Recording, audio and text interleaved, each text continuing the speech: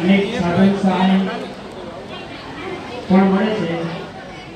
આવા બધા કૃષિની માહિતી અને સાધન સહાય આવી બધી યોજનાનો લાભ આપણા બધા સુધી, બધા ખેડૂતો સુધી પહોંચે એ માટે આવા સરસ કાર્યક્રમોનું આયોજન થઈ રહ્યું છે। દર વખતે ખરેખર આ બધા કાર્યક્રમોથી ખેડૂતોમાં કૃષિ અંગેના જ્ઞાનનો વધારો થયો છે।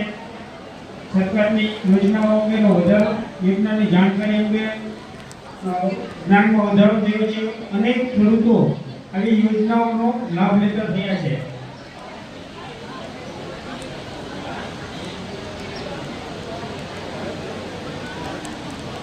હવે આપણે કાર્યક્રમની શરૂઆત કરવા જઈ રહ્યા છીએ।